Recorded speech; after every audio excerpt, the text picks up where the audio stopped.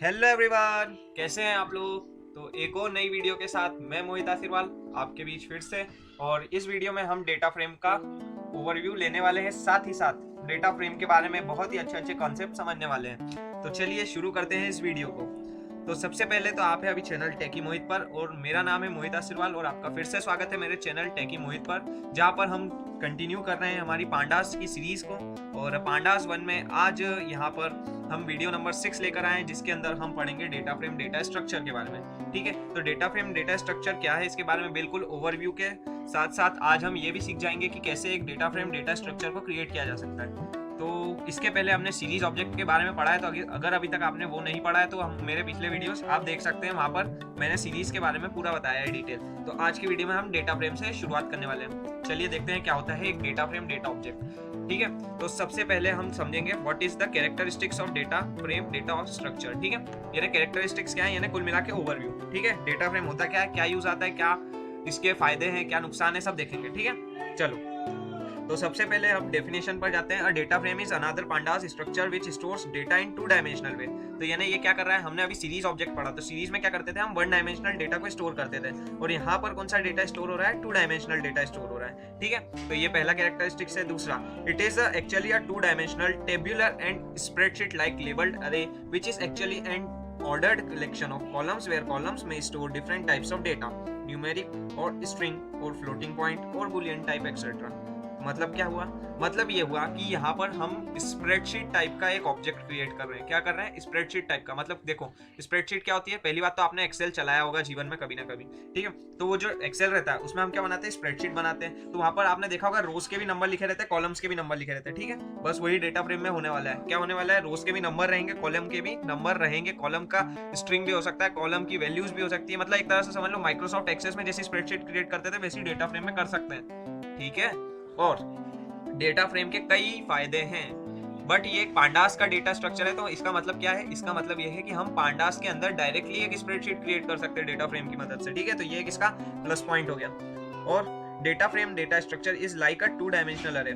Let us first अरे 2 dimensional अरे like. ठीक है, तो 2 डायमेंशनल अरे क्या होता है, 2 डायमेंशनल अरे हमने पिछले साल नंपाई में पढ़े थे। एरे क्या होता है, एरे होता है एक ऑब्जेक्ट, मतलब मैट्रिसेस और डिटर्मिनेंट्स नाम का एक चैप्टर इस साल आपने जरूर पढ़ा होगा क्लास 12th में। और अगर आपका सब्जेक्ट मैथ्स नहीं है तो कोई बात नहीं। एक्चुअली क्या होता है मैट्रिसेस एंड डिटर्मिनेंट्स में, एक 2D हमें ऑब्जेक्ट लिख के दे देते हैं और उसके अंदर कैलकुलेशंस भी हो सकती है, मैनिपुलेशन। 2D मतलब क्या होता है, 2 डायमेंशन का, मतलब कि एक्स एक्सिस में भी हो, वाई एक्सिस में हो। धीरे धीरे समझ आ जाएगा, अभी समझ नहीं आ रहा होगा तो। ठीक है, तो उसी टाइप का एक ऑब्जेक्ट है, जैसे हमने पिछले साल नंपाई में 2D अरेज पढ़े थे ना, बस उसी टाइप का ऑब्जेक्ट है। इसमें स्पेशलिटी क्या है कि यहाँ पर कॉलम्स के और रोज के नंबर आ जाते हैं। ठीक है, तो इससे क्या होगा, इससे ये होगा कि ये एक स्प्रेडशीट टाइप का ऑब्जेक्ट बन जाता है और इसमें एक्सेसिंग बहुत आसान हो जाती है, और इसके साथ हम बहुत अलग अलग तरीके के मैनिपुलेशंस भी कर सकते हैं। ठीक है, इसीलिए ये एक बढ़िया डेटा स्ट्रक्चर है। तो चलो अब समझते हैं और क्या हो सकता है। देखो अब ये जबकि एक 2 डायमेंशनल स्ट्रक्चर है, तो इसमें क्या होगा कि जो भी हमारे ऑब्जेक्ट्स होंगे वो m into n होंगे। m जो होंगे वो हमारे कॉलम होंगे और n जो होगी वो हमारी रोज होगी। मतलब कुछ नहीं, अभी धीरे से हम स्ट्रक्चर बनाएंगे इसका, डेटा फ्रेम का एक डेटा स्ट्रक्चर बना के देखेंगे, उसमें बिल्कुल समझाऊंगा मैं। अभी इसको ध्यान रखो कि m into n number of elements होते हैं डेटा स्ट्रक्चर के अंदर। अच्छा, कैरेक्टरिस्टिक्स के बारे में जानते हैं। कैरेक्टरिस्टिक्स क्या होते हैं डेटा फ्रेम डेटा स्ट्रक्चर के। तो देखो सबसे पहले क्या होता है, इट हैज 2 इंडेक्सेस और वी कैसे है 2 axes, row index and a column index. मतलब क्या, देखो यहाँ पर अगर हम देखा जाए तो मतलब एक इस टाइप से ऐसा हॉरिजॉन्टल और एक वर्टिकल, और ये जो हॉरिजॉन्टल है यहाँ पर भी इंडेक्स होंगे, वर्टिकल पे भी इंडेक्स होंगे। मैं यहाँ पर एक एक्सेल स्प्रेडशीट खोल के आपको क्लियर करता हूँ। जैसे यहाँ पर ये मैंने एक्सेल स्प्रेडशीट खोली, तो ये देखो ये वाले हमारी रोज होती है। ठीक है, ये वाली हमारी क्या है, रोज है, और ये वाले हमारे क्या है, कॉलम्स है। ठीक है, तो ये डेटा फ्रेम डेटा स्ट्रक्चर है ना, ये भी बस ऐसा ही है। यहाँ पर भी क्या रहेगा, ऐसी रोज रहेंगी, ऐसे कॉलम्स रहेंगे, और इनमें इंडेक्सेस भी इस हिसाब से रहेंगे। ठीक है, ये इंडेक्सेस भी यहाँ पर ये जो ABCD लिखा है इसकी जगह हम इंडेक्सेस भी चेंज कर सकते हैं, और यहाँ पर भी इंडेक्सेस चेंज कर सकते हैं हम 1 2 3 4 की जगह। ठीक है, तो यही होगा हमारा कॉलम डेटा स्ट्रक्चर के अंदर। अच्छा, यहाँ पर 2 एक्सेस है, इसका मतलब क्या है, ये वाली देखो ये ABCD वाली एक एक्सिस है और एक एक्सिस ये 1 2 3 4 वाली है। तो इस हिसाब से हम यहाँ डेटा ऐसे फिल कर सकते हैं। ठीक है, यहाँ पूरी स्पेस में डेटा फिल कर सकते हैं। अच्छा, m into n वाली चीज भी समझा देता हूँ। देखो यहाँ पर ये रोज कितनी है, चलो हम यहाँ पर कुछ सिलेक्ट करते हैं, कुछ सेल्स सिलेक्ट करते हैं, इतनी सेल्स मैंने सिलेक्ट कर ली। तो बताओ इसके अंदर कितना डेटा आ सकता है। तो इस कितना डेटा आ सकता है आसानी से कैलकुलेट कर सकते हैं। देखो 3 तो हमारे कॉलम्स है और 5 हमारी रोज है, तो 5 × 3 कितना हो गया 15। तो देखो इसके अंदर 15 ही डेटा आ सकता है, 1 2 3 4 5 6 7 8 9 11 12 13 14 15। ठीक है, तो यानी कि इसके अंदर कितना डेटा आ सकता है 15 तक का डेटा आ सकता है इसके अंदर। ये आपको क्लियर हो गया होगा m×n क्या बोलना चाह रहा था मैं। ठीक है, या 1 2 3 4 5 6 7 8 9 11 12 13 14 15। ठीक है, 15 डेटा आ सकता है यहाँ पर। चलो अब देखते हैं नेक्स्ट चीज, इसको क्लोज कर देते हैं। ओके, एंड देन अब नेक्स्ट हम और डेटा फ्रेम डेटा स्ट्रक्चर का नेक्स्ट कैरेक्टरिस्टिक्स ये है कि conceptually it is like a spreadsheet where each value is identifiable with combination of row index and column index. The row index is known as index and in general the column index is known as the column name. अच्छा, इसका मतलब क्या है? मतलब कुल मिला के ये एक स्प्रेडशीट टाइप का ऑब्जेक्ट बन जाएगा हमारा, और इसमें हम जो रो होती है उसको रो इंडेक्स बोल सकते हैं, है ना। और रो इंडेक्स जो होते हैं मतलब किसी भी डेटा को हमें ऑब्टेन करना है तो हम इससे कैसे ऑब्टेन करेंगे? रो इंडेक्स और कॉलम इंडेक्स से। ठीक है, मतलब रो का नंबर देखेंगे, कॉलम का नंबर लिखेंगे और डेटा ऑब्टेन हो जाएगा। ठीक है, तो ये जो रो का जो इंडेक्स होगा, मतलब कि रो का जो नंबर होगा उसे हम क्या कहेंगे? इंडेक्स कहेंगे, और जो कॉलम का नंबर होगा उसे हम कॉलम नेम कहेंगे। ठीक है, क्या किसको कहेंगे ये अभी हम जब स्ट्रक्चर बनाएंगे जब समझ आएगा। अच्छा, ये वीडियो लंबा भी होगा क्योंकि इन्फॉर्मेशन ज़्यादा है, इसीलिए वीडियो बड़ा होगा। ठीक है, इन्फॉर्मेशन ज़्यादा है इसलिए वीडियो बड़ा होगा। पूरा हम डेटा फ्रेम का डेटा स्ट्रक्चर बनाना सीखेंगे इसके अंदर। ठीक है, तो इसीलिए आप लास्ट तक देखना पूरे वीडियो को। इस वीडियो में कुछ भी बकवास बात नहीं है, एक एक चीज़ बिल्कुल पॉइंट टू पॉइंट समझाई गई है। ठीक है, तो ये वीडियो बड़ा भी हो सकता है। Next, the indexes can be number, letter और स्ट्रिंग। तो अब सुनो, अब मेन बात क्या है यहाँ पर कि जो हम इंडेक्स देंगे इसके अंदर क्या देंगे? इंडेक्स देंगे। वो क्या क्या हो सकता है? वो नंबर भी हो सकता है, वो लेटर भी हो सकता है, वो स्ट्रिंग भी हो सकता है। ठीक है, वो नंबर भी हो सकता है, वो लेटर भी हो सकता है, वो स्ट्रिंग भी हो सकता है। ये एक इंपॉर्टेंट बात है, हम स्प्रेडशीट के अंदर ये नहीं कर सकते थे। हालांकि माइक्रोसॉफ्ट एक्सेस में हमें शायद तक ये अवेलेबिलिटी मिल सकती थी। ठीक है, वहाँ पर कॉलम नेम चेंज हो जाते थे, बट वहाँ पर भी रो नेम चेंज नहीं होते थे। यहाँ पर दोनों चेंज हो सकते हैं। ठीक है, तो ये थे कैरेक्टरिस्टिक्स, कुछ कैरेक्टरिस्टिक्स जो कि हमारे डेटा फ्रेम डेटा ऑब्जेक्ट के अंदर आते हैं। उसके अलावा और भी कुछ कैरेक्टरिस्टिक्स हैं जो मैं आपको बता देता हूँ, जो कि छोटे कैरेक्टरिस्टिक्स है। क्या क्या है? There is no condition of having all data of same type across columns. Its column can be have different data of data type. ठीक है, तो मतलब क्या कर सकते हैं हम यहाँ पर कॉलम नेम मतलब कुछ भी दे सकते हैं। जैसे मैंने लिख दिया कॉलम नेम, पहले कॉलम का नेम 1, फिर दूसरे कॉलम का नेम लिख दिया नेम, फिर तीसरे कॉलम का नेम लिख दिया मैंने क्लास, फिर चौथे कॉलम का नेम लिख दिया A1। ठीक है, मतलब कॉलम नेम कुछ भी दे सकते हैं, कुछ भी मन से लिख सकते हैं, है ना। कॉलम नेम, रो नेम, इसमें है ना ऐसा कुछ नहीं है कि आपको एक ही सिमिलर टाइप का डेटा लिखना होगा। ठीक है, दूसरा कि ये वैल्यू म्यूटेबल है, यानी कि यहाँ पर वैल्यूज चेंज हो सकती हैं। तीसरा कि ये साइज म्यूटेबल है, यानी साइज भी चेंज हो सकती है। ठीक है, डेटा फ्रेम ऑब्जेक्ट बनाने के बाद आप उसकी वैल्यूज भी बदल सकते हैं, साइज भी बदल सकते हैं, ऐसा कोई इसमें रेस्ट्रिक्शन नहीं होता है। इसीलिए ये एक मतलब क्या कह सकते हैं, इजी और फ्लेक्सिबल डेटा है। ठीक है, एक इजी और फ्लेक्सिबल डेटा स्ट्रक्चर है ना। तो ये इसके कुछ कैरेक्टरिस्टिक्स थे। अब हम समझेंगे मेन पॉइंट, क्या? Creating and displaying a data frame, यानी अब हम क्रिएट करना सीखेंगे और डिस्प्ले करना सीखेंगे डेटा फ्रेम को। पहले तो हम इस वीडियो में पूरा क्रिएशन ही सीखेंगे कि एक डेटा फ्रेम डेटा ऑब्जेक्ट को क्रिएट कैसे किया जाता है, एक डेटा फ्रेम डेटा स्ट्रक्चर को कैसे क्रिएट किया जाता है, वो पूरा इस वीडियो में हम क्लियर करेंगे। चलो, तो सबसे पहले हम समझेंगे कि creating a data frame object from a 2D dictionary. अच्छा, 2D डिक्शनरी क्या होती है? हमने तो 1D डिक्शनरी कर रखी है, 2D डिक्शनरी क्या होती है देखो समझाता हूँ। सबसे पहले तो आप ये समझो कि जो डेटा फ्रेम डेटा ऑब्जेक्ट है ये किस किस से क्रिएट किया जा सकता है। सबसे पहले तो हमें क्या चाहिए? एक या तो 2D डिक्शनरी होनी चाहिए। ठीक है, क्या होनी चाहिए? 2D डिक्शनरी होनी चाहिए, या फिर 2D अरे होना चाहिए, या फिर सीरीज होना चाहिए, और या तो फिर एक और डेटा फ्रेम ऑब्जेक्ट होना चाहिए। ये 4 चीजें हैं जिनसे हम एक डेटा फ्रेम डेटा ऑब्जेक्ट बनाएंगे। क्या? सबसे पहले एक 2D डिक्शनरी, फिर या तो कोई डिक्शनरी लिस्ट, वो अभी देखेंगे क्या होती है डिक्शनरी लिस्ट, वो भी 2D डिक्शनरी का फॉर्म है। या तो एक 2D ND अरे, यानी कि 2D अरे, और या तो कोई सीरीज ऑब्जेक्ट, या फिर कोई एक अनदर डेटा फ्रेम ऑब्जेक्ट। ठीक है, यही चीज़ों से हम किसी डेटा फ्रेम ऑब्जेक्ट को बना सकते हैं। चलो, तो सबसे पहले शेल ओपन करते हैं। अच्छा, आपको कंप्यूटर में करना क्या है? मैं आपको इतनी जानकारी बता रहा हूँ कि ये कर सकते हैं, वो कर सकते हैं, तो एक्चुअली में आपको क्या करना है? आपको इस डेटा को लर्न करना है। क्यों लर्न करना है? क्योंकि ये कोड्स डायरेक्ट आएंगे एग्जाम में। आपको तो बस दे दिया जाएगा कि इससे डेटा फ्रेम का ऑब्जेक्ट बना के दिखाओ, प्रैक्टिकल में भी आते हैं। ठीक है, तो इसीलिए ये जो चीज़ें हैं ये आपको बिल्कुल रट लेनी है, याद कर लेनी है ना। इनके कोड्स डायरेक्टली याद करने के होते हैं, ये कंप्यूटर में ऐसा ही है। बाकी दूसरे सब्जेक्ट्स में आप कंसेप्चुअली जा सकते हैं, बट यहाँ पर कंसेप्चुअल भी जाना है, प्लस हमें याद भी करनी होगी बहुत सी चीज़ें। कोड्स तो स्पेशली याद करने ही होंगे। चलिए, सबसे पहले देखते हैं एक डेटा फ्रेम ऑब्जेक्ट को 2D डिक्शनरी से कैसे बनाते हैं। तो सबसे पहले तो हमारा सिंपल सा कोड, इंपोर्ट पांडास। ठीक है, पहले पांडास लाइब्रेरी को इंपोर्ट कर लेते हैं, SPD, ये अलायस नेम दे दिया मैंने। ओके, नेक्स्ट हम लिखते हैं यहाँ पर import numpy S import numpy S np, ठीक है, np इसका लाइब्रेरी नेम दे दिया। अब हमने दोनों लाइब्रेरीज को इंपोर्ट कर लिया। अच्छा, अब क्या करना है, अब हम एक 2D डिक्शनरी का क्रिएशन करने जा रहे हैं। क्या होती है 2D डिक्शनरी, हमने तो आज तक नहीं पढ़ी। देखो क्या होती है 2D डिक्शनरी। यहाँ पर मैंने एक डिक्शनरी क्रिएट करी D1 नाम से, ठीक है। अब ये D1 डिक्शनरी में मैं क्या करने जा रहा हूँ, इस D1 डिक्शनरी के अंदर मैं अलग अलग टाइप के data structure, data forms use करने वाला हूँ। कौन कौन से, देखो मैं यहाँ लिस्ट भी यूज कर सकता हूँ, मैं यहाँ पर ND अरे भी यूज कर सकता हूँ, ठीक है, लिस्ट भी यूज कर सकता हूँ, ND अरे भी यूज कर सकता हूँ। कैसे करते हैं, देखो सबसे पहले तो D1 नाम की एक डिक्शनरी क्रिएट करना है। अब इस D1 के अंदर मैं देखो यहाँ पर सबसे पहले तो यहाँ पर लिख देता हूँ स्टूडेंट्स, ठीक है, स्टूडेंट्स लिख दिया। इसके बाद इसकी वैल्यूज में मैं क्या डाल रहा हूँ, इसकी वैल्यू में मैं पूरी एक लिस्ट पास करा देता हूँ। क्या करता हूँ, इसकी जो पूरी वैल्यूज है उसमें पूरी एक लिस्ट में पास करा रहा हूँ। ये वैल्यू में मैंने एक लिस्ट पास कराई, इसके अंदर मैं स्टूडेंट के नाम लिख देता हूँ। क्या क्या नाम, लेट से नाम है गुरमीत, नेक्स्ट नाम है हमारा सुरजीत, नेक्स्ट सुजीत हो गया ये, सुरजीत, ओके। नेक्स्ट नाम बलजीत, ओके। नेक्स्ट नाम हरमीत, ओके। 4 नाम बहुत हो जाएंगे। चलो यहाँ पर स्टूडेंट्स हो गया। अब स्टूडेंट्स एक वैल्यू मैंने स्टूडेंट्स की डाल दी। अब मैं देखो क्या वैल्यू डाल रहा हूँ, यहाँ पर मैं वैल्यू डाल रहा हूँ स्टूडेंट्स हो गए। अब स्टूडेंट्स के बाद मैं डाल देता हूँ लेट से इनके मार्क्स डाल दिए मैंने, तो ये मार्क्स एक स्ट्रिंग होगी। पहली बात तो ऐसे एक स्ट्रिंग बना देते हैं, ओके, स्ट्रिंग बना दिया है। स्ट्रिंग बनाने के बाद मार्क्स के अंदर भी हमें क्या करनी होगी, एक लिस्ट पास करनी होगी। अच्छा, अब यहाँ पर कुछ चीज़ें ध्यान देने वाली है। चीज़ें ध्यान देने वाली क्या है, देखो सबसे पहले मैंने इस डिक्शनरी के अंदर एक की डाली, क्या है, स्टूडेंट्स नाम की। ये स्टूडेंट्स नाम की के साथ मैंने यहाँ पर वैल्यूज डाली। वैल्यूज की जगह मैंने पूरी एक लिस्ट पास कराई और इस लिस्ट में मैंने 4 एंट्रीज डाल दिए। कौन कौन सी, गुरमीत, सुरजीत, बलजीत और हरमीत। अब ये जो मार्क्स के अंदर मैं वैल्यूज डालूंगा ये उतनी ही होनी चाहिए जितनी ये स्टूडेंट्स के अंदर है, यानी यहाँ कितने 4, तो यहाँ भी 4 होने चाहिए, ठीक है। यहाँ पर गुरमीत, सुरजीत, बलजीत और हरमीत 4 वैल्यूज है ना, 4 डेटाज है ना, तो यहाँ पर भी 4 डेटा होना चाहिए।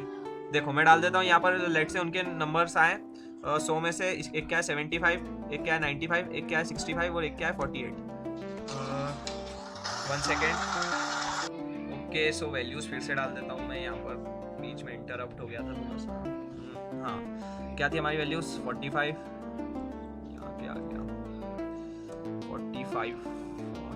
45 नमलॉक, ओके, 45, 95, 85, 75। चलो ये दे दी मैंने वैल्यूज, ठीक है।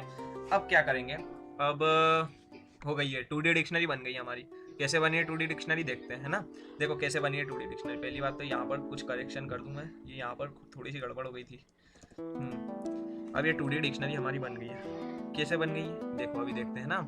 इसको मैंने पास कराया, अब ये D1 लिखा मैंने, ठीक है। ये एक 2D डिक्शनरी, क्या है 2D डिक्शनरी। 2D डिक्शनरी हमेशा ऐसी बनाई जाती है। अब इसको हम एक डेटा फ्रेम ऑब्जेक्ट में कन्वर्ट करेंगे। किस में कन्वर्ट करेंगे, डेटा फ्रेम ऑब्जेक्ट में। कैसे करेंगे, देखो यहाँ पर मैंने लिखा OB1, है ना, और यहाँ पर मैंने लिखा PD। अब क्या लिखना है, डेटा फ्रेम लिखना है, क्योंकि हम डेटा फ्रेम ऑब्जेक्ट बना रहे हैं। डेटा फ्रेम कैसे लिखना है, यहाँ पर D होगा कैपिटल, फिर A स्मॉल, फिर F होगा कैपिटल, फिर RAME स्मॉल, ठीक है। तो ये ध्यान रखना है, डेटा फ्रेम में क्या क्या कैपिटल आता है, D और F। सीरीज में क्या आता था, S, यहाँ पर D और F दोनों कैपिटल लिखना है, ठीक है। स्मॉल लिखे तो एरर, स्मॉल लिखा तो एरर। इसके अंदर हमें दे देना है नाम डिक्शनरी का। क्या नाम था, D1। अब देखो OB1 क्या आता है, ये आई हमारी OB1, और हमारी ये जो 2D डिक्शनरी क्रिएटेड थी इसे एक डेटा फ्रेम ऑब्जेक्ट में बदला जा चुका है, ठीक है। यहाँ पर ये देखो, अब यहाँ पर कुछ चीजें गौर करने वाली क्या है, हमारे जितने भी नाम वगैरह हमने इसमें लिखे थे वो सारे यहाँ पर एक सीरीज में अरेंज हो गए, एक ऑर्डर में अरेंज हो गए। हमने जो यहाँ पर की दी थी उसकी, वो यहाँ पर हमारा कॉलम का नेम बन गया, ठीक है। ऐसे यहाँ पर भी हुआ है, सेम टू सेम यहाँ पर भी हुआ है। अच्छा, यहाँ पर ये जो इंडेक्स है सारी, ये हमारा 0 1 2 3, ठीक है। यानी कि हमें इस इंडेक्स को चेंज करने के लिए अलग से कुछ डेटा देना होगा। तो अगर मैं यहाँ पर ये D1 के बाद यहाँ पर इंडेक्स लिखता, ठीक है, यहाँ पर मैं लिख देता इंडेक्स, और फिर इंडेक्स के बाद यहाँ पर मैं इंडेक्स भी दे देता इसका इंडेक्स भी मैं अगर यहाँ पर प्रोवाइड करा देता, तो यहाँ पर ये इंडेक्स भी चेंज हो जाता। कैसे होता देखो, यहाँ पर हम देखते हैं। यहाँ पर मैं OB2 क्रिएट करता हूँ, यहाँ पर लिखा मैंने PD डॉट डेटा, डेटा का D कैपिटल, ये ध्यान रखने वाली बात है, डेटा फ्रेम, ठीक है। और इसके अंदर मैंने फिर से इसी D1 को पास कराया, लेकिन यहाँ पर मैंने अब यहाँ पर इंडेक्स भी इशू कराया। अच्छा, इंडेक्स कैसा देना है, देखो हमारे यहाँ कितनी एंट्री है 4, तो 4 तक इंडेक्स दे देंगे हमें ना, 4 वैल्यूज वाला इंडेक्स दे देते हैं। तो इंडेक्स में भी मैं एक लिस्ट पास करा देता हूँ। क्या लिस्ट पास करें मैंने, यहाँ पर इस लिस्ट में मैं लिख देता हूँ, देखो स्ट्रिंग्स दे देता हूँ मैं। ये लिख दिया मैंने student1, फिर यहाँ पर मैंने लिख दिया student2, फिर मैंने यहाँ लिख दिया student3 एंड देन मैंने यहाँ लिख दिया student, यहाँ पर स्ट्रिंग तो बना दो इसको 4 और ये।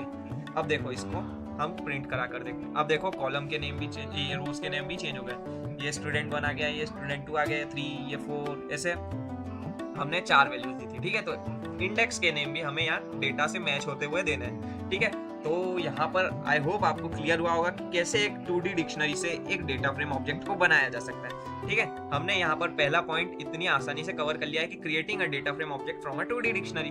ठीक है, 2D डिक्शनरी थी हमारे पास, उससे ऑब्जेक्ट बना लिया हमने। ऑब्जेक्ट कैसे बनाया, देखो सबसे पहले क्या करेंगे, एक डिक्शनरी बनाएंगे। डिक्शनरी में जो कीज देंगे हम, वो ध्यान रखना कॉलम नेम होंगे। क्या होंगे, कॉलम के नेम कीज जो देंगे। अब वैल्यूज में हमें क्या करना है, वैल्यूज में हमें वो सारी वैल्यूज डालनी है जो उस कॉलम नेम के साथ हम स्पेसिफाई करना चाहते हैं। ठीक है, वो वैल्यूज डाल दी, हमारा काम हो गया।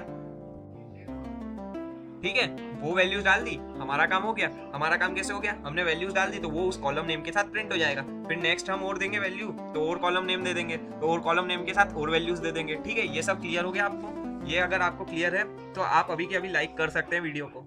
ठीक है, और कमेंट में अगर कोई भी डाउट हो तो आसानी से पूछ लेना। ठीक है, मैं जरूर से रिप्लाई करूंगा। नेक्स्ट, अब हम समझेंगे creating from list of dictionary and list. तो अब हम डेटा फ्रेम ऑब्जेक्ट को कैसे क्रिएट करेंगे।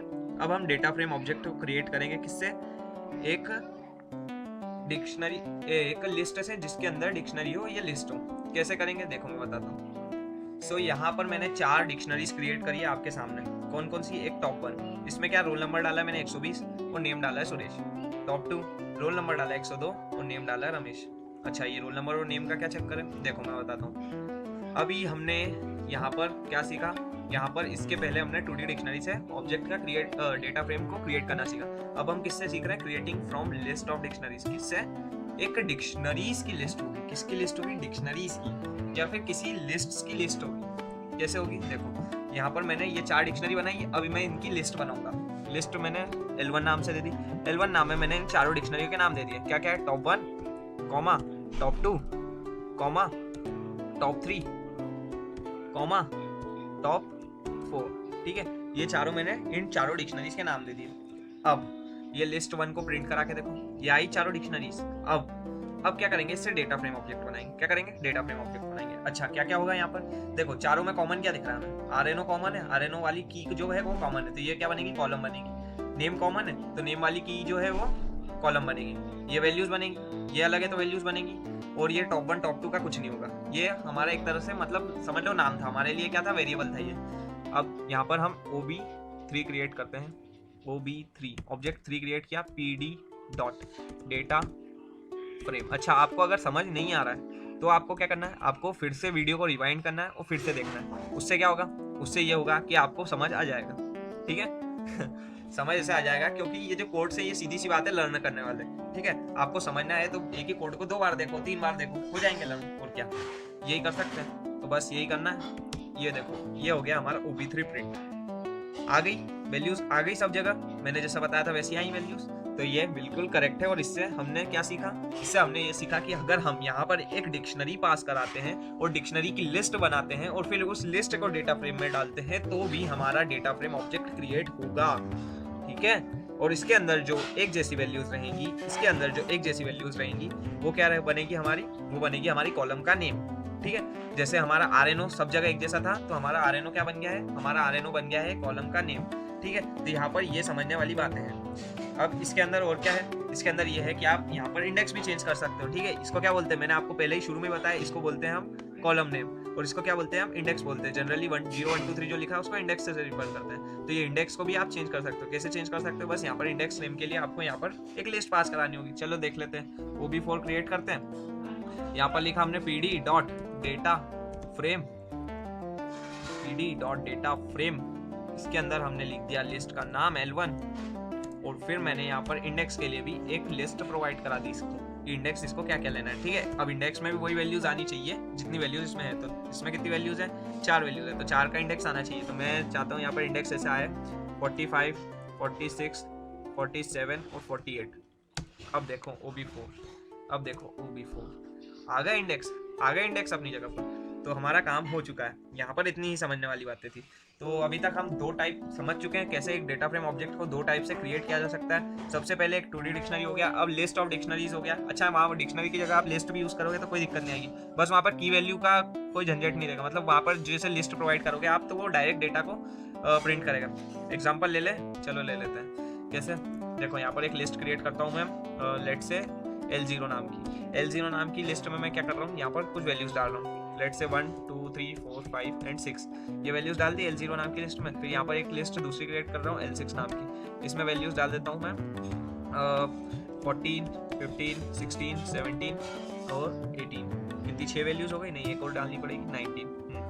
यहाँ पर 3 3 6 3 3 6 वैल्यूज मैंने दोनों में दी है, L6 और L0 में। अब यहाँ पर मैं L7 क्रिएट करता हूँ जिसमें मैं L6 और L0 दोनों को डालता हूँ। तो यहाँ पर मैंने लिख दिया L0, L6, ठीक है। ये हमारी L7 बन गई। ये L7 को देख लो आप, ये L7 बन चुकी है। अब इसका डेटा फ्रेम ऑब्जेक्ट बना दो। तो डेटा फ्रेम ऑब्जेक्ट में क्या होगा, यहाँ पर कीज जो थी वहाँ पर क्या होता था, वो कॉलम नेम बन जाती थी। यहाँ पर कोई कॉलम नेम नहीं बनेगा, यहाँ पर सिंपल इंडेक्स रहेगा। कैसे रहेगा, चलो OB5 क्रिएट करते हैं। OB5 इक्वल्स टू, यहाँ पर देते हैं हम PD डॉट डेटा फ्रेम, ठीक है, PD डॉट डेटा फ्रेम। इसके अंदर हम दे देते हैं इस लिस्ट का नाम क्या है, L7। और ये हमारा डेटा देखो कैसे प्रिंट होता है। ओके, OB5 था नहीं, ये देखो हो गया, जैसा मैंने बताया था वैसा हो गया। देखो अब यहाँ पर इंडेक्स के नेम, ये जो कॉलम के नेम थे ये चेंज नहीं हुए, ये इंडेक्स के नेम थे ये चेंज नहीं हुए। क्यों चेंज नहीं हुए, क्योंकि यहाँ पर जो लिस्ट होती है उसके अंदर कोई की नहीं होती जिसके जो सब में सिमिलर हो, जिसका हम यहाँ पर इंडेक्स ले सके, कॉलम नेम ले सके, ठीक है। तो इसीलिए यहाँ पर इस टाइप से कुछ प्रिंट ऑपरेशन परफॉर्म हो चुका है। तो यहाँ पर लिस्ट से भी समझ लिया हमने, है ना, कि लिस्ट की लिस्ट कैसे बनाते हैं और डिक्शनरी की लिस्ट कैसे बनाते हैं और 2D डिक्शनरी से कैसे बनाते हैं। अब हम समझेंगे ND अरे से बनाना। किससे, ND अरे से हम डेटा फ्रेम ऑब्जेक्ट को बनाएंगे। किससे बनाएंगे, ND अरे। ND अरे क्या होता है, नंपाई का अरे होता है। नंपाई के अंदर हमने 2D अरेस पढ़े थे ना, बस वही वो 2D अरेस से हम यहाँ पर लिस्ट का क्रिएशन, हमारे डेटा फ्रेम ऑब्जेक्ट का क्रिएशन करेंगे। अब देखो यहाँ पर मैंने ओपन किया शेल। अब यहाँ पर हम एक 2D ND अरे का क्रिएशन करने जा रहे हैं। किससे, 2D ND अरे का, नंपाई का अरे जो 2D होता है उसका क्रिएशन करने जा रहे हैं। कैसे करते हैं उसका क्रिएशन, देखो मैंने लिखा यहाँ पर NA नंपाई अरे 1। नंपाई अरे 1 के अंदर यहाँ पर ऐसे लिखते हैं, फिर उसके अंदर हम यहाँ पर लिस्ट पास कराते जाते हैं और वो एक अरे बन जाता है। जैसे मैं यहाँ 2 लिस्ट पास करा देता हूँ तो ये हो जाएगा 2D, ठीक है। यहाँ पर देखो 2 रोज हो जाएंगी और 2 कॉलम्स वाली लिस्ट पास करानी है तो 2 एंट्रीज डालनी है। तो मैं यहाँ डाल देता हूँ 1,2 और यहाँ पर डाल देता हूँ मैं 3,4, ठीक है। तो ये हो गया हमारा ND अरे 1। अच्छा, इसको ND अरे बनाने के लिए यहाँ क्या करना होगा, देखो या सिंपली ये अगर ऐसा बनाते हैं तो हमें यहाँ पर 2 लिस्ट मिलती है। हमें यहाँ पर वो भी तो लिखना होगा NP डॉट एरे, ठीक है, NP डॉट एरे, ये भी तो लिखना होगा जब भी तो ND अरे बनेगा, ठीक है। अब क्या मिस्टेक, ओके यहाँ पर मिस्टेक ये है कि हमें इसको भी इनक्लोज करना था ब्रैकेट्स में। छोटी छोटी मिस्टेक्स हो जाती है और ये छोटी छोटी मिस्टेक्स ही आपसे ना हो, इसीलिए आपको यहाँ पर कोड को दोबारा चेक करना होगा, ठीक है। हमेशा अपने कोड को दोबारा चेक करें, हमेशा अपने कोड को दोबारा चेक करें। यहाँ पर एक और ब्रैकेट आएगा क्योंकि ये एक ND अरे है और इसके अंदर एक ब्रैकेट और आना था। ये देखो अब सही हो गया। अब ये देखो ये अरे बन गया। यहाँ पर ये देखो 2D अरे है, यहाँ पर ये देखो 2 रोज हैं और यहाँ पर ये देखो 2 कॉलम्स हैं। अच्छा, अब इसका क्या करना है, अब इससे हमें डेटा फ्रेम ऑब्जेक्ट बनाना है। कैसे बनाना है, तो देखो कैसे बनाना है। यहाँ पर अब हम इस अरे का क्या करेंगे, अब हम इस अरे को डालेंगे किसमें, इस अरे को डालेंगे डेटा फ्रेम में। कैसे, यहाँ पर वही कोड लिखना है, OB8 बनाते हैं हम। OB8 क्या है, यहाँ पर हमने लिखा PD dot data frame, PD dot data frame और इसके अंदर लिख दिया NA1। ये हो गया, ठीक है।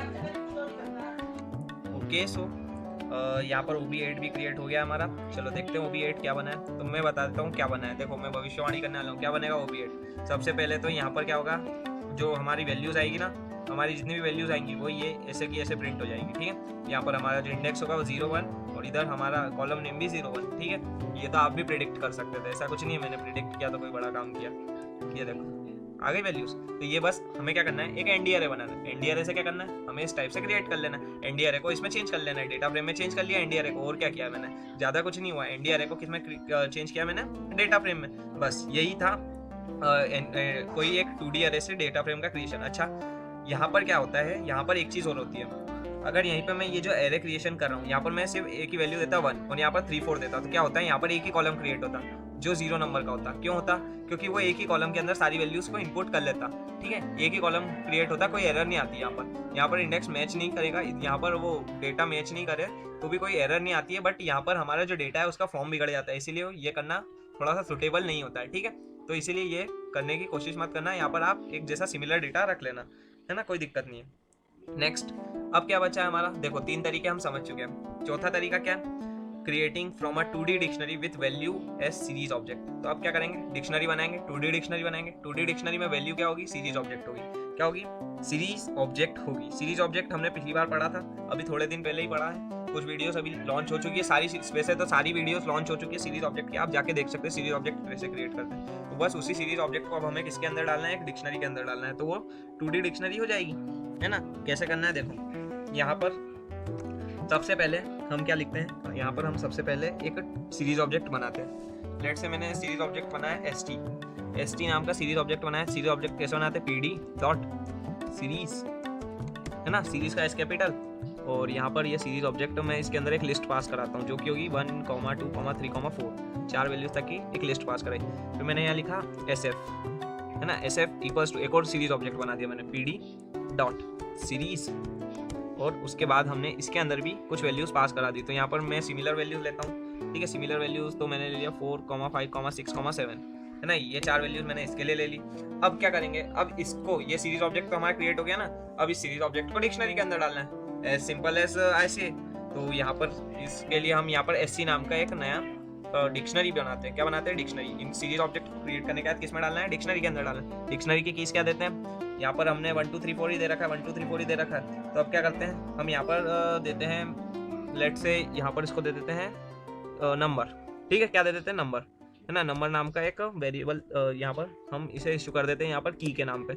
और वैल्यूज़ की जगह क्या डालते हैं? कोई भी एक सीरीज ऑब्जेक्ट st डाल दिया मैंने, है ना। फिर कॉमा, यहाँ पर मैं डाल देता हूँ अपेंडिक्स। ठीक है, अपेंडिक्स। और यहाँ पर मैंने इसकी जगह फिर अपेंडिक्स को लिखना पड़ेगा इसमें, क्योंकि अपेंडिक्स नॉन वेरिएबल नहीं है, अपेंडिक्स इसके अंदर आएगा। ओके, देन यहाँ पर हम दे देते हैं नेक्स्ट वाला। तो यहाँ पर मैंने दे दिया sf। अब देखो, अब क्या होगा? एक नई डिक्शनरी क्रिएट होगी। अब sc को देखो, ये देखो, ये डिक्शनरी है हमारी। ये डिक्शनरी के अंदर क्या क्या है? देखो, नंबर के साथ हमारी इतनी वैल्यूज है और अपेंडिक्स के साथ इतनी वैल्यूज है। अच्छा, ये थोड़ा सा बिगड़ा हुआ फॉर्म लग रहा होगा। देखो क्या करेंगे अब इसका हम बना देंगे एक डेटा फ्रेम ऑब्जेक्ट। तो एकदम सुधरा हुआ, सुटेबल, एकदम सोफिस्टिकेटेड फॉर्म हमें मिलेगा। यहाँ पर मैंने लिखा OB9, है ना, OB9 equals to pd dot data frame, है ना। और इसके अंदर अब हम इस डिक्शनरी को पास कराएंगे। किसको पास कराएंगे? डिक्शनरी को पास कराएंगे। डिक्शनरी का नाम क्या है? sc नाम है, बस।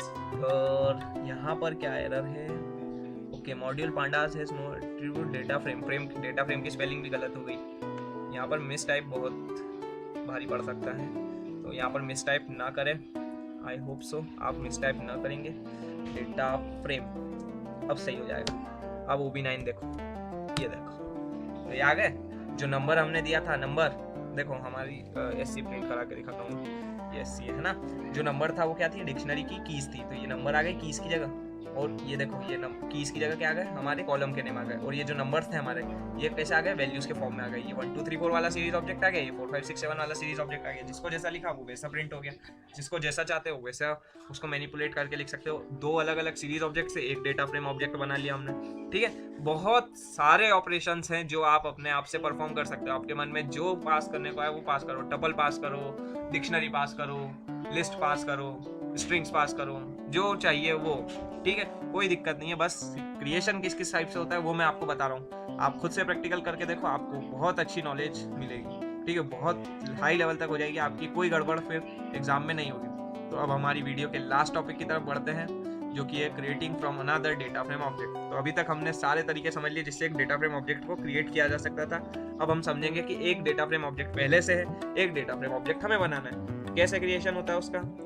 लास्ट टॉपिक यही है हमारा। इसके बाद हम डेटा फ्रेम एट्रीब्यूट्स की तरफ जाएंगे, यानी कि डेटा फ्रेम में अभी तक हमने क्रिएशन सीखा था, अब हम मैनिपुलेशन सीखेंगे, एडिटिंग सीखेंगे। ठीक है, नेक्स्ट वीडियो से। ये वीडियो तो बहुत लंबा हो गया, इसको अब मैं और एक्सपांड नहीं कर सकता और स्ट्रेच नहीं करना चाहूँगा। ठीक है, तो चलो लास्ट फॉर्म समझ लेते हैं कि कैसे एक डेटा फ्रेम से एक डेटा फ्रेम को बनाया जा सकता है। कैसे बनाते हैं, देखो डेटा फ्रेम ऑब्जेक्ट हमारा पहले से दिया हुआ है, उसको बस नए वेरिएबल नेम के साथ असाइन कर दो। कैसे करेंगे, यहाँ पर मैं लिख देता हूँ OB1 क्या था हमारा, ये था।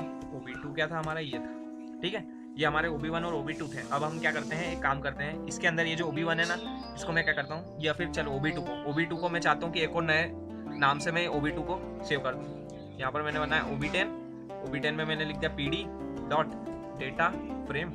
टेस्ट हो गया। ये स्पेलिंग मिस्टेक मत करना कभी भी, स्पेलिंग मिस्टेक के यहाँ पर एरर्स, बहुत तगड़े एरर्स आते हैं यहाँ पर, भाषा बिल्कुल समझ नहीं आती एरर्स की, बस। और इसके अंदर लिख दो पुराने वाले के नाम।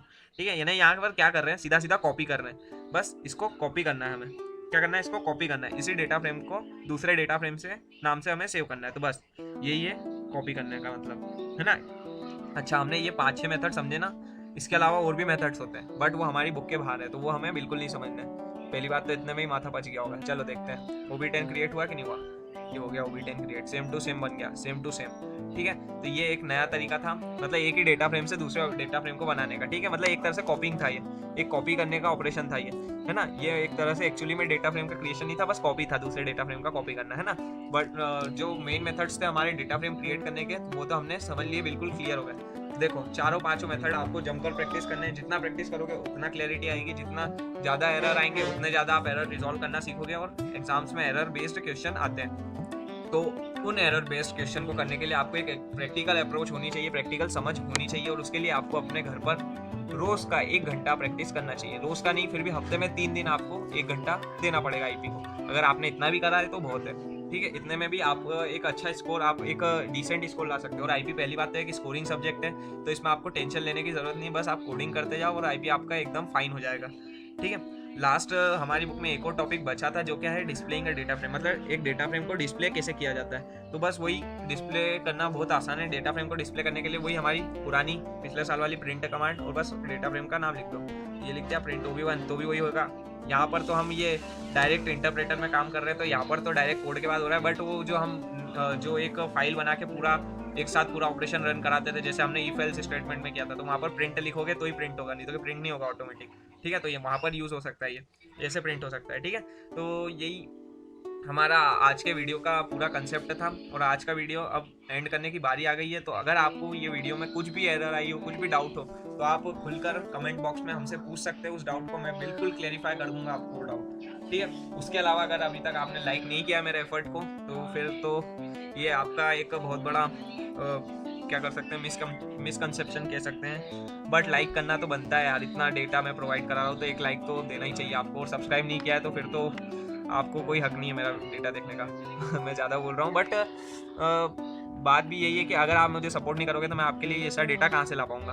ठीक है, तो इसीलिए आप मुझे सपोर्ट करते रहे, सब्सक्राइब करते रहे, लाइक करते रहे, शेयर करते रहे फ्रेंड्स के अमाउंट, ताकि ये और फैल पाए। क्योंकि ये जितना फैलेगा उतना ज़्यादा मुझे सपोर्ट मिलेगा, उतना ज़्यादा मैं आपके लिए कुछ क्रिएटिव कर पाऊँगा।